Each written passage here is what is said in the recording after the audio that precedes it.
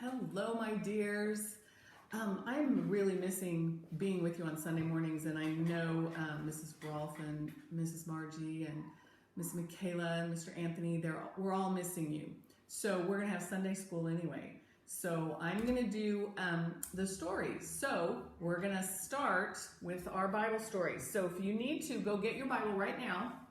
You can pause the video, go get your Bible, and then when you've got your Bible, we're going to be in the book of Matthew, and that's the first book in the New Testament, and we're going to be in chapter 14. That's big number 14, and then you're going to find the heading. Well, just stay at 14, and then I'll tell you where we're going after that. Now, you remember that Jesus was baptized by John the Baptist. That's right. So John the Baptist was a really important person in Jesus's life and ministry.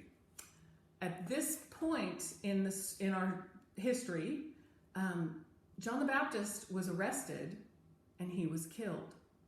And when Jesus heard that, it made him very sad, as you can imagine. So Jesus wanted to go away from all the crowds for a while and just spend some time in prayer and just to help him feel better about all of this that was going on and just to be with his Father. So we look at verse 13. The heading there says, Jesus feeds the 5,000. So this happens, you're probably familiar with that story. This happens right after Jesus got that news and went away to be by himself. So when the people heard that Jesus had left, you know how they were following him wherever he went. People did know where he had gone, and crowds of people followed him. And verse 14, let's read that together. When Jesus landed and saw a large crowd, he had compassion on them, and he healed their sick. He had compassion on them. We talked a little bit about compassion last week, and you remember that compassion means that you feel for somebody else. You feel for what they feel, and it also means that you do something about it. And we talked about if you ever saw somebody who fell down on the playground and they scraped their knee, and you would have compassion on them and you would want to help them because you know that it hurts. When you have compassion on somebody, it moves you to do something to help. And Jesus has more compassion than we can imagine. And when he saw all those people who needed him, he put aside what he wanted and what he needed, and he healed their sick. So this is going on all day. There's so many people. There's huge crowds. And pretty soon, his disciples said, it's getting really late, Jesus. Send the crowds away so they can go and buy themselves some food. And Jesus replied in verse 16, they do not need to go away. You give them something to eat. And the disciples said, well, we have here only 5 loaves of bread and 2 fish, they answered. And Jesus said, bring them to me. And so Jesus thanked God for the 5 loaves of bread and the 2 fish. And he told the disciples to start passing it out. And they did. And look at verse 20. They all ate and they were satisfied, which means they ate as much as they needed to eat. Nobody was hungry anymore. And then the disciples picked up 12 basketfuls of broken pieces that were left over. There was an abundance of food, And the number of those who were fed was about 5,000 men, plus the women and the children. So when Jesus saw that the people were sick and needed healing, he had compassion and he healed them.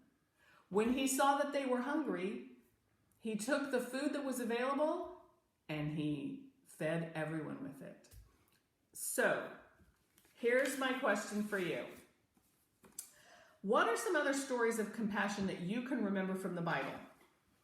Think about that, and then I want you to send your answers, email them or call or text with your grown-up to either Mrs. Margie or to me, Send those stories that you remember about compassion in the Bible. All right? Okay, so now I've got a game for you. Are you ready?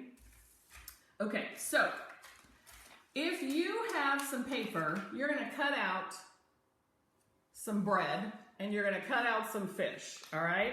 Now, each player needs 5 loaves of bread and 2 fish. Okay? And oh, Mr. Knepper has an idea too.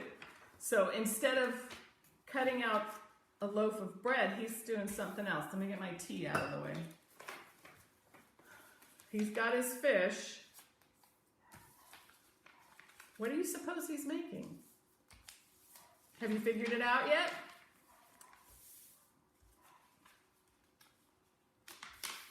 I know you know how to do this. And you know it doesn't have to look exactly like Mr. Knepper's. What is it? It's an airplane. So if you don't want to make, a loaf of bread or a fish, make an airplane. Okay, you need something so you can throw it if it's not an airplane. So I put a penny on the back of this one. Or you could use a clothespin.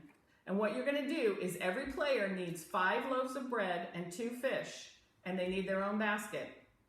The first person to get all of their fish and bread in the basket is the winner. And you can't be this close, all right? You need to stand back a little bit. And everybody needs to stand the same distance, all right?